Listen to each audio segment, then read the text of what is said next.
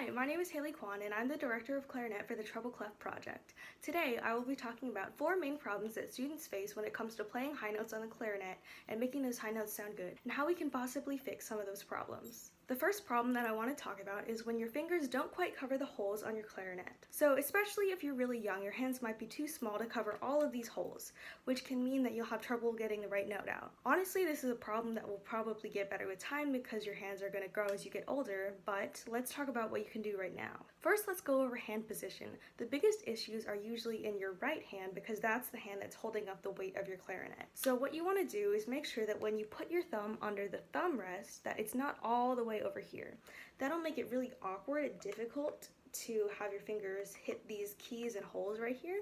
So what you want to do is bring your thumb out a little more and rest your clarinet around this part of your thumb. And then you curve your hand around so that it doesn't touch this metal part. That way your hand is kind of naturally curving and it lets your fingers move more freely. Now that you have your hand position, you want to look at the way your fingers are curving. You definitely don't want your fingers to be flat like this because it's really hard to move your fingers fast if they're stretched out like this. Also, your fingers are probably different lengths, so it doesn't really work out when you're trying to put your fingers on this straight line like this. You also don't want to curve your fingers too much because if you curve your fingers like this, you won't be able to cover the holes very well either.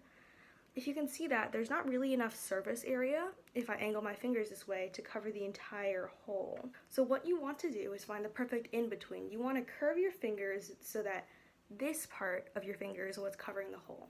That way you have a lot more surface area to work with and your fingers can move naturally because they're not completely stretched out. For me, I curve my fingers about this much, but for you it could be slightly different. So make sure you experiment and get it to be the most comfortable and effective position for you. The second thing I want to talk about is incorrect embouchure.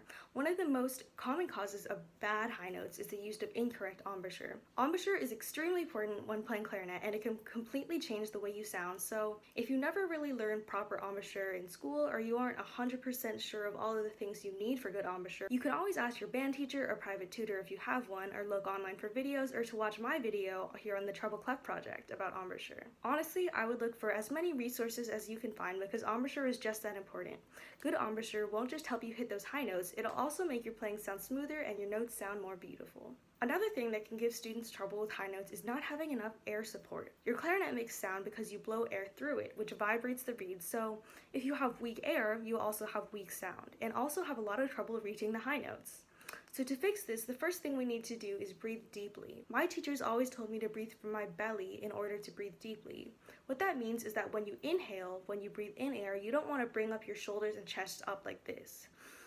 If you have to bring your shoulders and chest up when you breathe, it probably means that your breathing is shallow. So instead of doing that, you want to inhale and expand your belly. So if you put one hand on your stomach and the other hand on your back, you should feel them both kind of push out as you breathe your air in. By having your belly expand outward, it leaves more room in your body for your lungs to expand downward, which means that you can take in a lot more air. So now that you've breathed in as much air as you can by expanding your belly and not raising your chest and shoulders when you breathe, you want to release that air so that it comes out really fast. Now you can just exhale like normal, like this, but that probably won't get you a very good sound either. What you should do is use your diaphragm to help you push that air out fast enough to get those high notes, because you should always play clarinet with really fast air. Your diaphragm is the muscle in between your stomach and your lungs, so I like to think of pushing my belly back in after I breathe in to bring my diaphragm up and push air out of my lungs. That way I feel like my airstream is really fast and really strong. The main thing to think about is blowing a lot of air through the clarinet at a really high speed. So now that we've gone over those 3 tips and you've tried all of them and you've practiced them, if the high notes are still pretty hard for you, the last thing is that your reed might be a little bit too thin. On clarinet, our reeds are a range of different thicknesses, and if you're a beginner, you probably started on something between a 1.5 and a 2.5. But as you advance as a player and learn to play with faster air and just generally develop your technique, you should be playing on thicker reeds. For example, the reed I have on right now is a 3.5, even though I've probably started on a 2. Thinner reeds aren't really that great for supporting the higher notes, so if you've gone through this whole list of other possible problems you could be having and your high notes still aren't quite there, I definitely recommend going up half a reed size just to test it out. You can buy a box of reeds just like you probably did when you were first starting, because even if it turns out that you're not ready to switch to those new reeds just yet, as long as you don't get reeds that are too thick, like 4.5, you're going to end up using those reeds reads eventually. So those were 4 of the main problems that a lot of people have that make it hard for them to play their high notes.